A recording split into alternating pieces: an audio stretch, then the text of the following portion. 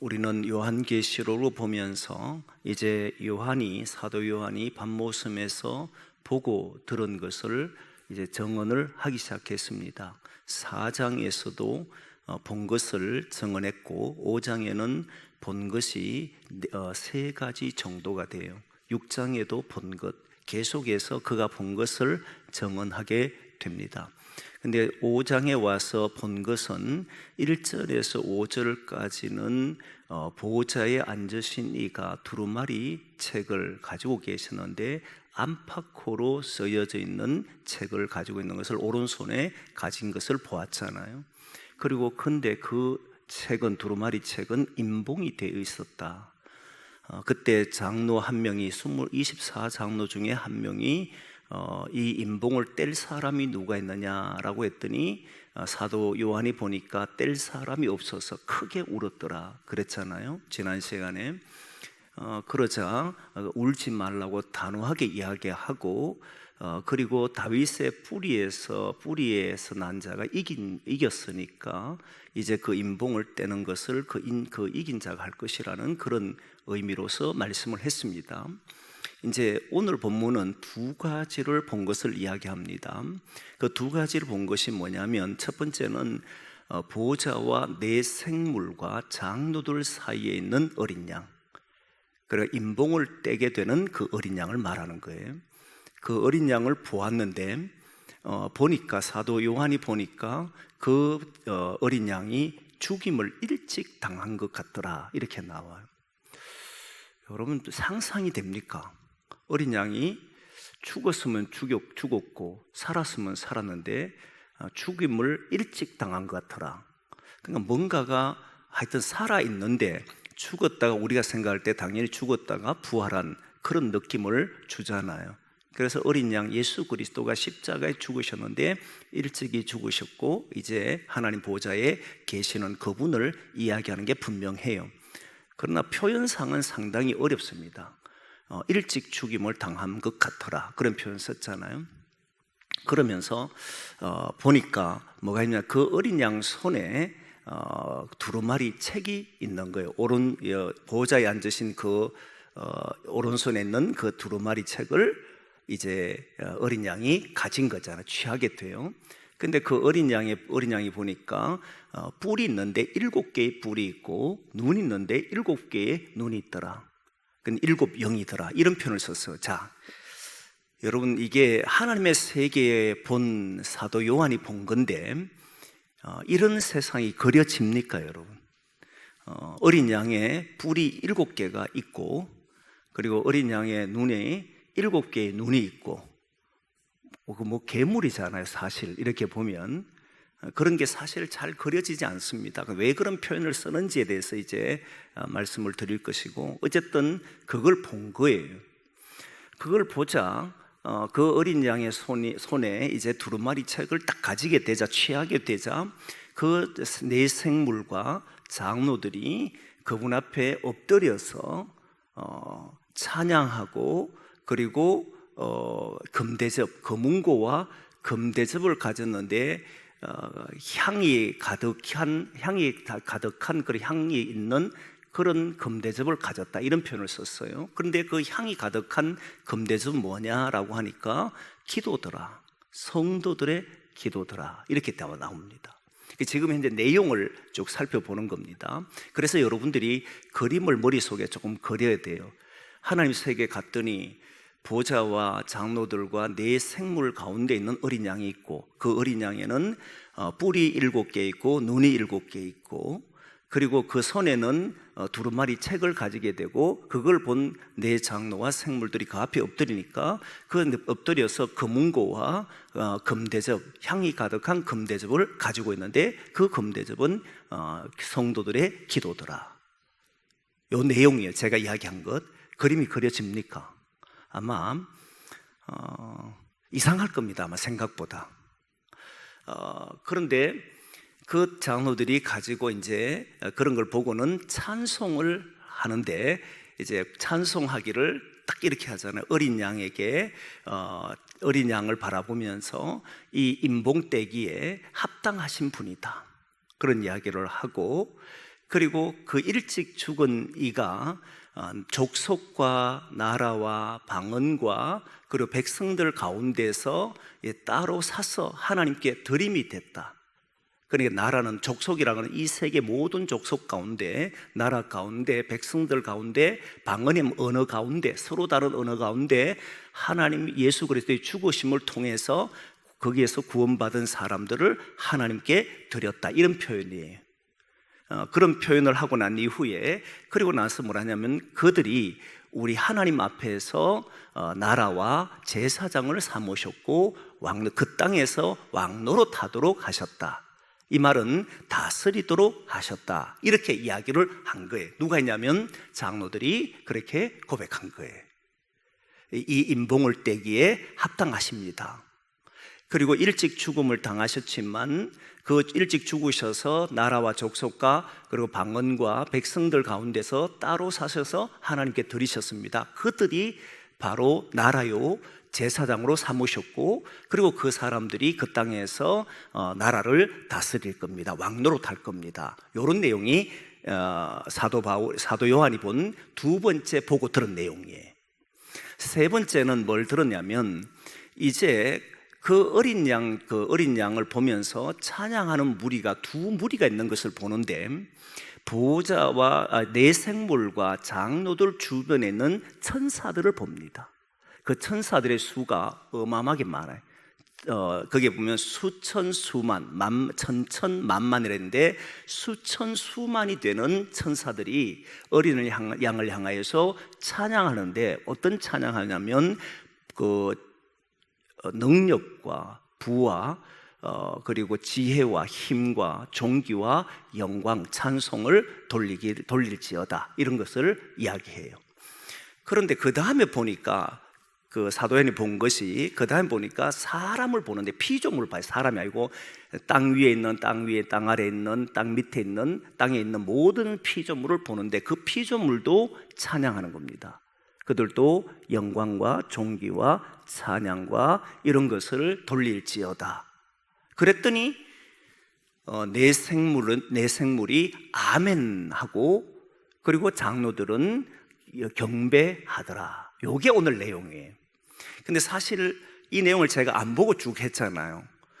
사실 다른 성경을 보면, 제가 오랫동안 목회를 하면서 했기 때문에 웬만한 것은 이제 머릿속에 들어있는데, 요한계시록은 설교를 많이 해보지 않다 보니까 사실 이게 머릿속에 들어가기 어려워요. 그래도 여러분 오늘 조금 뜸뜸하는 것 같아도 어쨌든 제가 내용을 자세하게 설명했습니다. 굉장히 놀랍잖아요. 자세히 설명했어요. 자, 그런데 제가 말하고 싶은 것은, 이걸 보면서 천국, 하나님의 세계, 우리가 말하는 세상 많은 이들이 요한계시록을 우리가 가야 될 천국이라고 생각을 하는데, 그런 그림이 그려집니까? 천국에 금문고가 있다, 금대접이 있다, 보호자가 있다, 두루마리 책. 이제는 요즘 두루마리 책은 우리한테 없습니다. 박물관에 가야만 볼 수 있는 거잖아요. 앞으로 얼마의 세월이 지날지 모르지만, 그때는, 지금도 이미 전자책이기 때문에 책 자체가 서서히 사라지고 있지 않습니까? 그러면 천국에 가면 두루마리 책이 있겠습니까? 정말 어떤 부분에 보면 우리가 이해가 되지 않는 부분들이 있잖아요. 그럼 이걸 어떻게 봐야 되냐면, 거기에 보호자가 있고 우리는 나라를 다스릴 것이다, 이런 측면으로서 볼 게 아니라는 것을 일단 이해하셔야 돼요. 이 내용은 사도 요한이 처해 있는 상황에, 그 시대의 핍박과 환난과 고통을 당하고 있는 수많은 교인들과 교회, 7교회를 비롯해서 예수 그리스도를 믿는 것 때문에 엄청난 박해 속에 있는 사람들에게, 그들에게 하나님께서 하나님의 세계가 뭔지, 하나님이 이들에게 희망과 소망을 주기 위해서 이들에게 그 고통 속에서도 좌절하고 넘어지지 않도록 끊임없이 새로운 희망을 주기 위해서 그 시대에 들려준 음성이단 말이에요. 그럼 이것과 연결해서 보지 않으면 자꾸만 현실 세계를 도피하는 것으로 나타납니다. 몰트만이라는 신학자가 우리 종말론이라고 하는 기독교의 종말론은 성경의 모든 피아노 음을 조율하는, 피아노의 음을 조율한다는 것은 그 기본 음을 말하는 거잖아요. 그 기본적인 요소가 모든 핵심이 종말로 봅니다. 하나님의 나라로 봐요. 근데 이 하나님의 나라가 저 멀리 세상 끝으로 보내놔 버리면 많은 기독인들은 어떻게 살아가냐면 오늘 우리의 삶에 하나님의 말씀은 살아있는 음성으로 들려지지 않는다고 보는 거예요. 빨리 이 세상이 망하고 새로운 세상이 오기를 바라는, 핍박을 받는 사람들, 환난 속에 있는 사람들, 고통 속에 있는 사람들은 이 세계가 빨리 지나가서 완전한 새로운 세계가 오기를 바라는 그런 식으로밖에 되질 않는 거예요. 그럼 오늘 우리에게는 하나님 말씀이 무슨 소용이냐면 말씀 자체가 필요하지 않고 예수 그리스도를 믿고 하나님 나라 갈 때까지 견디라, 이것만 하면 되잖아요. 그런데 우리 이 안에는 어떻게 살아야 하는지, 오늘 우리가 어떤 마음을 가지고 세상을 대해야 하는지, 그런 살아가는 삶에서 가장 필요한 말씀들을, 구원받을 수 있는 말씀을 주셨단 말이에요. 그러면 이 말씀이 우리의 삶과 떨어진 말씀으로 주어져서는 안 된다는 겁니다. 요한계시록도 삶과 동떨어진 저 멀리 천국에 가서 이루어지는 생각으로 봐버리면 결국 이 요한계시록은 현재 우리의 삶에는 별 의미가 없고 그날만 바라보고 살아가라, 이렇게 되는 거예요. 저의 부모님도 신앙생활을 보면 어려우니까, 힘드니까 어떻게 생각하냐면 그래, 이 세상이 빨리 끝나고 하나님 나라를 가는 것을 꿈꾸고 살아왔단 말이에요. 그러나 지금도 여전히 괴로워하고 아파하고 힘들어하거든요. 하나님이 주신 예수 그리스도를 통해 주시는 그 은혜와 그 능력과 그 모든 것이 우리의 삶에서 나타나지를 못하고 그저 이 세상이 지나기를 바라는 그런 시간, 그런 시대의 모습으로, 그런 신앙으로 살아가는 사람이었단 말입니다. 그 시대는 견딜 수가 없었기 때문에 그럴 수 있다라고 쳐도 저는 예수 그리스도를 믿는 이 순간부터 우리는 여기에서 구원받은 백성으로, 하나님의 백성으로 살아가야 되잖아요. 그러면 그 당시 사도 요한이 밤모섬에 유배되어 있을 정도였다면 이 사람은 살 수 있는 가능성이 단 1%도 없는 그 속에서 예수 그리스도를 믿음으로 오는 핍박과 고통 속에서 도대체 이걸 본 것이 그에게는 어떤 희망을 줬으며, 그리고 그 시대에 핍박받는 수많은 기독인들과 순교에 앞두고 있는 사람들에게 이 말씀은 도대체 어떤 능력의 말씀이었는가를 보지 않으면 결국 우리는 공허한 소리를 할 수밖에 없다는 거예요. 여기에서 오늘 본문에서 보여주는 게 무엇인가? 여러분, 먼저 일곱 뿔이 뭔가라고 하는 것을 때 하나하나 해석하기는 어렵습니다.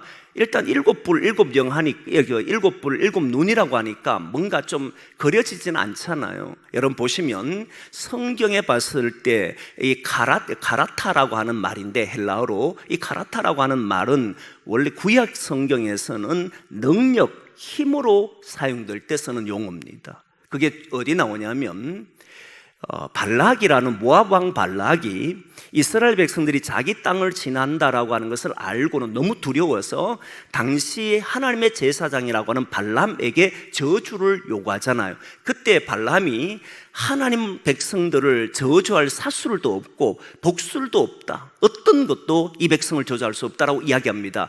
근데 그 이유가 뭐냐면 이스라엘은 하나님의 백성이다, 그러면서 하나님께서 그들을 들소같이, 힘 있는 들소같이 만드셨다, 이렇게 말해요. 그때 힘, 능력라고 말할 때 이 가라타라고 하는 말을 쓰는 거예요. 한번 보겠습니다. 민수기 23장 22절 말씀입니다. 같이 한번 보겠습니다. 시작.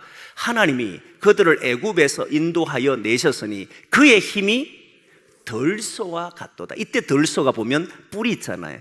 모든 소의 힘은 뿔에서 나온다 할 만큼 뿔은 강력함을 의미했던 거예요. 그래서 오늘 계시록에 썼을 때 일곱 분이라는 것은, 유대인들은 일곱을 완전한 숫자로 쓴다 그런 표현을 많이 쓰잖아요. 하나님의 능력과 힘은 온전하시고 완전하시다, 이런 표현을 썼을 때 하나님의 능력과 힘을 이야기할 때, 어린 양의 힘과 능력을 이야기할 때 썼던 용어가 일곱 뿔이라는 거예요. 그리고 눈이라고 하는 것은 이제 대충 눈치를 채지 않습니까? 감찰하시고 보신다는, 이 세상을 떠나서 있는 것이 아니라 여전히 이 세상을 감찰하시는데 일곱 개의 눈을 가지고 감찰하신다는 말은 무슨 말이겠습니까? 어떤 것도 주님 앞에는 숨길 수가 없다는 거죠. 하나님의 백성은 하나님께서 지키신다는 그런 말씀이 있잖아요. 그 내용이 구약에 보면 역대하 16장 9절입니다. 한번 보겠습니다. 같이 보겠습니다. 시작.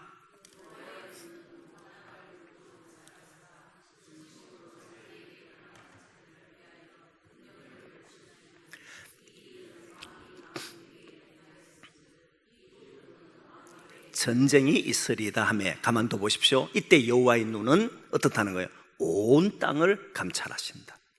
온 땅을 감찰하신다는 건 주님의 눈에 들어오지 않는 곳은 없다 이 말이에요. 그러니까 주의 백성들에게, 자기를 향하는 백성들에게 전심으로 자기를 향하는 능력을 베풀어 주신다. 이제 바꿔됩니다. 그 표현이에요. 그러니까 지금 어린 양이 7뿔, 7눈이라고 했을 때 사실 그림을 그려보면 이상한 그림이 되지만 그게 아니라 어린 양은 그만큼 능력이 있으시고 그만큼 모든 것을 감찰하신다. 이런 표현이에요. 그렇다면 이런 내용 하나만 가지고도 봐도 현재 고난당하고 있는 당시의 기독인들, 우리가 숨어서 있을 수밖에 없고 피해 있을 수밖에 없는 그런 속에 있는 사람들에게 하나님은 끊임없이 어린 양이 너희에게 능력이 되시고 너희에게 힘이 되시고 너희에게 두루 살펴서 감찰하시는 분이다. 이런 내용이잖아요. 그러니까 하나님이 함께하는 세상은 어떤 곳이냐? 하나님이 우리를 눈을 감으시고, 사람은 여러분 알지만 부모도 우리를 버리잖아요. 어쩔 수 없이 버려요. 세월이 지나면 부모도 다 하나님의 불름 받고 다 죽음으로 맞이하고 가잖아요. 그러나 남은 것은 자녀들이 남잖아요. 모든 부모가 자녀를 다 지켜줄 수는 없잖아요. 그러나 우리 하나님은 어린 양 예수 그리스도는 언제나 세세무궁토록 자기 백성을 지키시고 돌보신다. 이게 하나님의 통치 세상에서 이루어지는 거잖아요. 우리에게 능력 주시고 우리를 여전히 감찰하시고, 그러니까 거기에 고통당하는 사람들은 그 말만 들어도 그래, 우리 하나님은 나에게 힘을 주시는구나, 어린 양은 나를 지켜보시는구나, 이런 것 하나만 해도 이게 하나님의 세상이다. 모든 사람들은 다 자기의 다 한계가 있어 떠나가지만 우리 하나님, 우리 어린 양은 결코 그러지 않는다는 이 생각을 하게 하는 거예요. 자, 그리고 또 다른 의미가 있는 것이 뭐냐면 두 번째 본 것을 통해서 하는데, 임봉을 떼는 자는 오직 어린 양밖에 없다는 거예요. 합당하신 분은 어린 양이라는 거예요. 거기에 보면 다윗의 뿌리라고 했을 때 다윗의 뿌리가 이겼다는 이야기를 하고, 실제 많은 사람들이 자신을 이긴 자, 하나님의 뜻을 해석해 줄 수 있는 자, 하나님의 세계를 보여줄 수 있는 자로 많은 이들이 말합니다. 제일 먼저 우리나라에서 이야기했다고 알려진 사람은 전도관의 박태선입니다. 박태선이 자신을 이긴 자라고 하고 감람나무라도 칭하였습니다. 여러분 많이 들어보셨지요? 그래서 감람나무, 이긴 자, 이런 표현을 썼습니다. 그런데 오늘 본문의 성경에서는 누구만이 이겼다고 얘기하냐면 십자가에 일찍 죽었던 분이라고 얘기했잖아요. 일찍 죽었던, 죽임을 당한 분이라 했을 때 예수 그리스도밖에 없는 거예요. 그 누구도 이긴 자가 될 수가 없습니다. 모든 인간은 예수 그리스도를 통해서 이기는 거지 이긴 자가 될 수가 없어요. 그분만이 봉을 해놓은 것을 뗄 수가 있다는 겁니다. 그 이후에 많은 사람이, 전도관에 다녔던 많은 사람들이 나와서 만들었던 종교들이, 거의 대부분의 이단들이 하는 말이 자신들을 이긴 자라고 말합니다. 내 스스로 이긴 자라고 말하는 것은 성경의 정신과는 맞지가 않아요. 왜냐하면 성경에서는 이긴 자는 오직 예수 그리스도밖에 없기 때문에 다른 누구도 그 자리에 쓸 수가 없습니다. 그리고 그 다음에 나온 사람, 최근에 괴롭힌 사람이 누구냐면 신천지 이만희. 마치 자신이 성경을 새롭게 해석하는 사람처럼 해서 많은 이들을 유혹하잖아요. 그 내용 중에 하나가 자신이 이긴 자라고 표현을 씁니다. 정말 이해할 수 없지요. 성경은 분명히 예수 그리스도 외에는 이긴 자가 없음을 이야기하는데 그렇게 사용하니까 그게 다른 사람들이 보면 얼마나 불쌍해요. 이 점을 정확히 해야 돼요. 그런데 그 이긴 자에게 장로와 내생물들이 그 앞에 엎드려서 금은고와 그리고 금대접을 가지고 있는데, 이 금대접이 성도들의 기도가 담긴 향이라고 이야기했지 않습니까? 이 내용을 잘 보면 어떤 내용이냐면, 지금 여러분 천국에 향이 있다. 어떻게 생각합니까? 금대접에 있고 향 피운다. 참 희한하지 않겠어요, 여러분? 요즘 세상에 향 피우는 사람 저 이상한 데서는 피우지만 피우지도 않습니다. 이 말은 어떤 말이냐면, 당시 사도 요한이 봤을 때에 이 내용을 잘 보면 이 향은 성도들의 기도라 그랬잖아요. 그럼 보세요. 하나님의 세계에 금은고가 있고 악기가 있다는 건 찬양이 있다는 말이겠죠, 그죠? 이건 틀림없으니까 찬양이 있는 곳이다.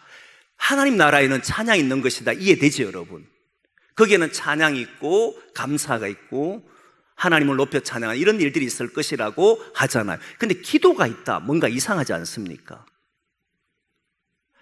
여러분, 이 기도의 내용을 가지고 한번 보면 성막을 만들었을 때 하나님이 성소와 지성소를 만드는데 성소와 지성소 사이 휘장을 만들어 놓고 지성소 안으로 들어간 마지막 그 관문에 향단을 만들어 놨어요. 그 향단은 향을 피우는데 제사장이 아침 저녁으로 피워야 되고 끄시면 안 됩니다. 근데 이것이 뭐라는 겁니까? 성도들의 기도라는 거잖아요.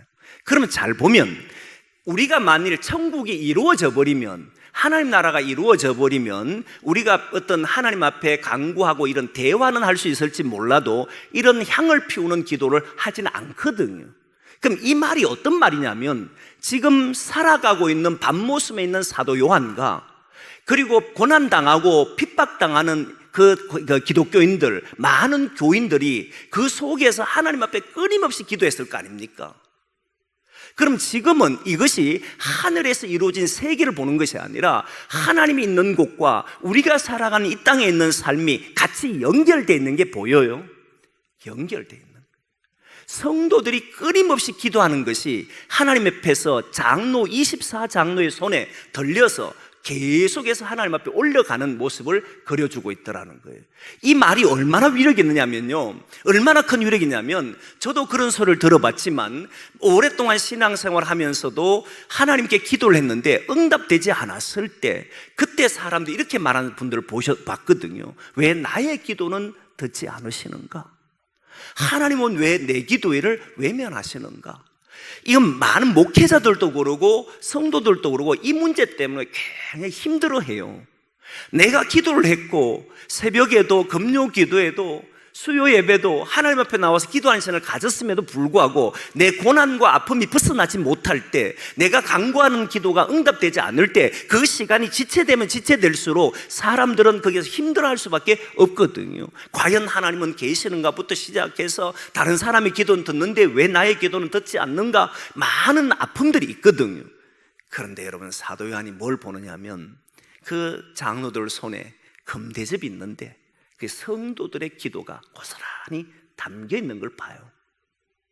이 말은 그 기도는 하나님 앞에 상달되고 있더라는, 끊임없이 우리의 기도는 하늘 향해서 올라가더라. 성도들의 기도가 사라지는 게 아니라 하나님 앞으로 계속해서 올라가고 있는, 거기에는 찬양도 있지만 성도들의 기도도 함께 있다는 말은 당시 밤모습에 있고 당시 고난당하는 모든 기독인들, 예수 그리스도를 따르는 사람들의 그 간구하는 기도가 세월이 지나도 고난은 벗어나기 어렵고 핍박과 순교의 현장은 너무 괴롭고 그 속에 살아가는 이들이 끊임없이 기도하는데도 달라지지 않는 현실을 목격할 때 하나님은 나의 기도를 듣는가라고 했을 때, 그때 사도 요한이 눈을 들어 보니까 그 손에 금대접이 있는데 성도들의 기도가 거기에 있더라는, 이 내용을 보니까 그래, 하나님은 나의 기도를 계속 듣고 계시고 그것을 보고 계시는구나. 두루 감찰하시고 계시고, 그리고 내게 순간순간 능력도 주시지만 성도들의 기도를 끊임없이 듣고 계시는 분이 하나님이시구나, 외면하지 않으시구나, 이걸 보는 거예요. 요즘 많은 이들이 기도하는 삶을 잃어버렸습니다. 그 이유 중에 하나는 살아가는데, 내가 삶을 살아갈 때 자기의 능력과 자기의 어떤 실력과 어떤 것으로 해결할 부분들이 많아졌기 때문에 그럴 수도 있습니다. 반대로 기도해도 응답이 일어나지 않으면 사람들은 종교적인 형식을 띠면서 기도하는 것을 점점 멀리하게 됩니다. 이런 것이 바로 기도를 하지 못하게 하는 이유잖아요. 그러나 오늘 본문에서 보면 하나님 앞에 기도하는 것, 하나님께서 24장로의 손에 들려있는 금 대접을 통해서 성도의 기도라는 것을 이야기합니다. 이 말은 우리의 기도를 지금도 들으신다는. 여러분 혹시 여러 가지 아픔과 힘듦 속에서 왜 응답되지 않을까 이런 생각 속에 있는 분들 조금도 두려워하지 말고 우리 하나님은 나의 기도를 들으십니다. 그게 바로 하나님의 세계다. 하나님의 세계는 찬송과 우리의 기도를 끊임없이 들어주시는 하나님이 계시다는, 어린 양이 우리의 기도를 듣는다는 이 생각 속에 우리가 살아간다면 우리는 이 땅 위에서 조금도 두려움과 어려움 속에서 빠져 있는 것이 아니고 거기에서 희망과 거기에서 우리가 소망을 가지고 걸어가는 성도가 되는 줄 믿습니다. 그게 바로 오늘 사도 요한이 하나님 안에 있는 어린 양을 보면서 깨달았던 거예요. 하나님은 내가 이 밤모섬에 있어도 내게 능력 주시는구나. 내가 밤모섬에 아무것도 할 수 없어도 나를 감찰하고 계시는구나. 그리고 내 기도가 하나님 앞에는 끊임없이 들려지는 것이구나. 거기에는 찬송 소리만 있는 것이 아니라 우리의 기도도 항상 그 앞에 있는 것이구나. 이걸 알게 되더라. 그런 저와 여러분의 신앙이 되기를 소망합니다.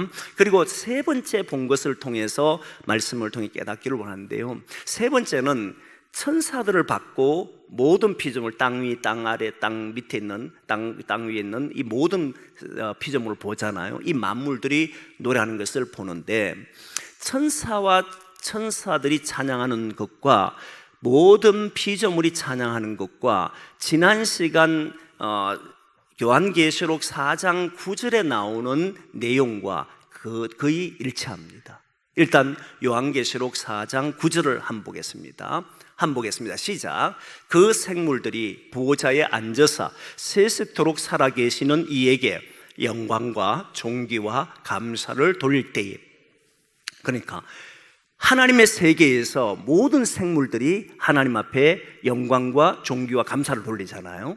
그리고 보호자와 장로들과 그리고 내 생물 주위에 있던 수많은 천사들이 어떻게 돌리냐면 한번 보겠습니다. 우리 12절 말씀 보겠습니다. 12절 말씀 같이 봅니다. 시작. 큰 음성으로 이르되 죽임을 당하신 어린 양은 능력과 부와 지혜와 힘과 존귀와 영광과 찬송을 받으시기에 합당하도다. 그죠? 여기에서도 천사들이, 수많은 천사들이 하나님 어린 양, 예수 그리스도를 높이는 일이 합당하도다. 높인 일이 벌어졌지요. 그리고 땅에 있는 피조물들, 지금도 고난 속에 있고 지금도 고통 속에 있는 그 사람들, 그러나 그 사람들에게 뭘 줬느냐면 이제 다스릴 수 있는 권세를 줬는데, 그들도 어떻게 찬양한지를 보면 13절 말씀이죠. 13절 말씀 같이 봅니다. 시작.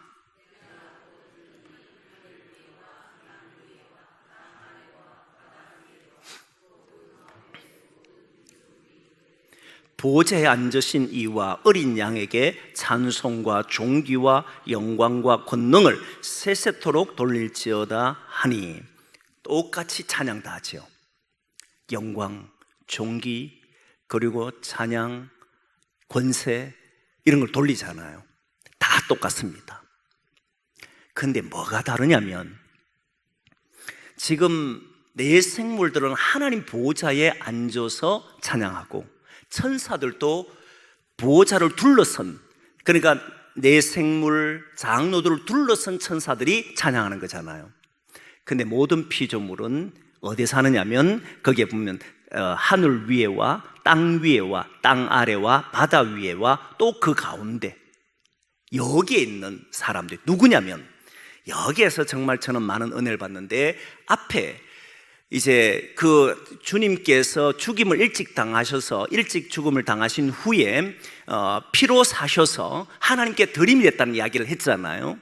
그 사람들이 뭘 가졌는지를 한번 봅니다. 우리 그 사람들이 있는 것을 이야기할 때 10절 말씀 보겠습니다. 10절 말씀, 하나님께 드리게 된 사람들입니다. 같이 봅니다. 시작.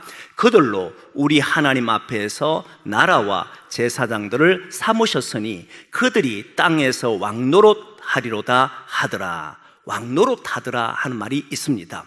자, 이 사람들을 택하셔서 예수님께 십자가에 죽으시고 그를 믿는 자를 택하셔서 하나님께 드렸잖아요. 그래 하나님께 드린 그 사람들을 나라와 제사장으로 삼으셨는데 어떻게 하냐면 나라를 다스리도록 왕노릇하도록 하셨다 이 말이에요. 우리가 살아가는 곳에 왕노릇하도록 하셨습니다. 그런데 실제 그들이 살아가는 곳에는 누가 다스리고 있냐면 로마의 황제가 다스리고 있고 세상 권력자가 다스리고 있고 사망이 다스리고 있었습니다.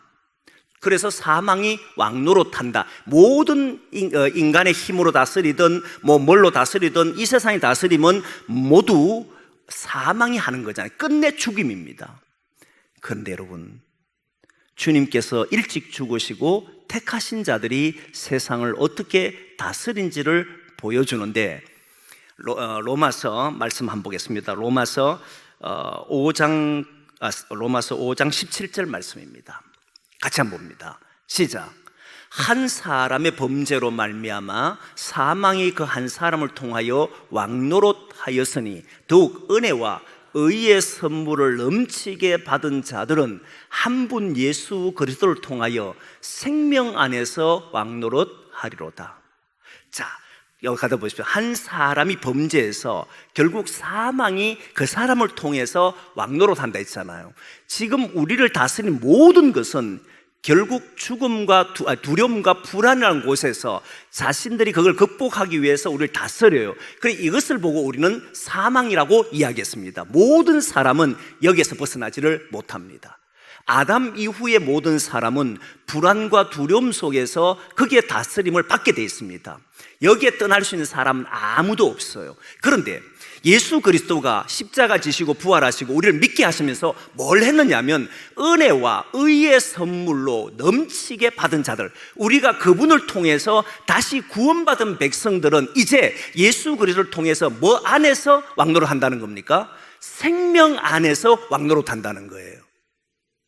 그러면 지금 이제 바꿔되면 지금 예수 그리스도를 믿고 고난과 아픔 속에 있는 당시 7교회 교인들, 그리고 사도 요한, 반모섬에 유배되어 있지만 실제 그들을 다스리고 있는 것은 사실 눈으로 보면 사망이 자기를 다스리고 있고 세상의 권력이 자기를 누르고 있지만, 그러나 하나님께 드림이 됐던 자들, 일찍 죽으신 예수 그리스도를 통해서 부활하신 그분을 믿음으로 하나님께 드림이 되게 된 사람들은 그 땅을 다스리는데 뭘로 다스리냐면 나라와 제사장이 되어서 그 나라를 다스린다, 왕으로 다스린다 이 말이잖아요. 왕노릇 한다 그러는데 뭘로 다스리느냐? 생명으로 다스린다는, 생명으로 다스린다는 게 무슨 말이냐면 오늘 조금 전에 읽었던 13절 말씀에 세세토록 한 어린 양에게 뭐 한다는 거예요? 찬양과 영광과 존귀와 권세를 돌리며 살아간다는 거예요. 이게 놀랍잖아요. 여러분, 예수 믿는 사람들이 어떻게 사느냐? 예수 그리스도를 통해서 의와 너무 큰 은혜와 의의 지극한 것으로 받은 사람들은 이제 사망에 의해서 다스림을 받지 않아요. 사망에 의해서 다스림을 받지 않으니까 두려움과 불안으로 우리는 살아가는 게 아니에요. 이제는 우리는 예수 그리스도가 주신 생명으로 살아가는 사람들이잖아요. 이게 하나님의 통치잖아요. 하나님의 통치 안에 있는 사람들은 이제 뭘 하고 사느냐면 다시 주님 오실 때까지 세세토록 만다는 겁니까? 다스려야 되는데 자기 삶과 내게 주어진 모든 삶을 다스리고 내게 모든 일들을 할 때 영광, 하나님께 영광이요, 하나님께 찬송이요, 하나님께 존귀요, 하나님께 권세를 드리는 이런 것으로 살아간다, 이 말을 하고 있는 거예요. 놀랍지 않습니까? 우리가 누구에게 지배를 받는가? 여전히 사망에게 지배를 받는가? 아니면 예수 그리스도에 의해서 구속받은 백성으로 살아가는 것인가?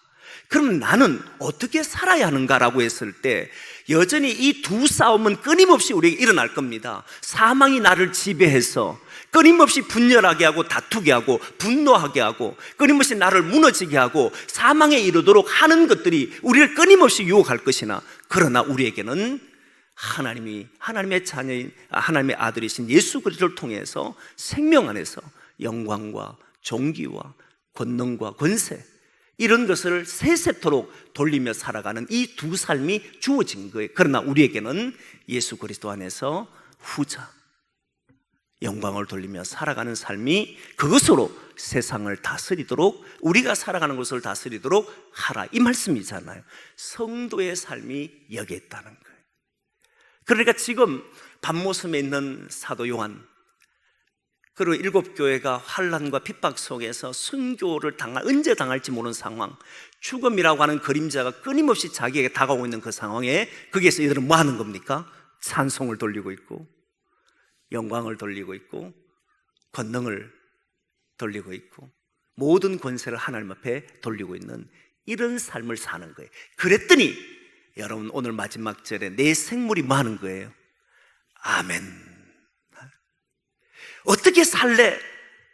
하나님이 우리에게 왕노릇하게 하셨는데, 이 세상에 하나님께 드림이 된 자로서 왕노릇하게 하셨는데, 생명 안에 살겠는데 어떻게 살래? 나는 하나님께 찬송을 돌리고 어린 양에게 하나님 앞에 영광을 돌리고 이렇게 살겠노라. 딱 그러니까 모든 생물들이 뭘 한다는 겁니까? 아멘. 나도 그러하겠습니다. 나도 믿습니다. 그랬더니 바로 24장로가 뭘 합니까? 바로 엎드려서 경배하더라. 그곳이 어떤 곳입니까? 하나님의 나라잖아요. 하나님의 통치하는 곳에는 어둠이 주관하는 것이 아니고 빛이 주관하고, 사망이 주관하는 것이 아니고 생명이 주관하는 거잖아요. 생명이 주관하는 게 뭐냐면 언제나 하나님 앞에, 어린 양 앞에 영광을 돌리고 찬송을 돌리고 사는 삶이지, 세상이 주는 불안과 두려움에서는 다툼과 분쟁과 시기와 질투와 이런 것으로 다스린 곳이 아니잖아요. 그곳은 사망이 다스린 곳이. 저와 여러분이 정말 사도 요한이 보았던 이 하나님의 나라의 모습이 우리의 삶에서 일어나기를 소망합니다. 그때마다 여러분 보면 알잖아요. 가정에서도 하다 보면 정말 어떤 데 보면 사망이 다스린 것처럼 그런 모습이 드러날 때, 그때 다시 우리는 회개하고, 주여, 나에게는 하나님을 찬송하는 것이 내 일이며, 나는 오늘 또 주님을 높이는 것이 나의 일이며, 나는 오늘 또 하나님께 영광 돌리는 것이 구원받은 자의 삶이며, 주여 오늘도 이렇게 살기를 원합니다. 또 기도하고 또 하나님 앞에 부르짖고, 그렇게 살아갈 때 내 생물, 천국에 있는 하나님의 나라에 있는 그 생물조차도 아멘 이렇게 하고, 그에 있는 장로들도 엎드려서 경배하는 삶이 되는 것처럼 우리 모두가 그렇게 되기를 소망합니다. 사망의 종로로 타면 안 됩니다. 그죠? 생명의 왕로로 타는 자가 되시기를, 오늘 우리의 삶을 다스린 자가 되어야지 어둠의 종로로 타고 사망의 종로로 타며 살아가는 그런 성도가 되지 않기를 소망합니다.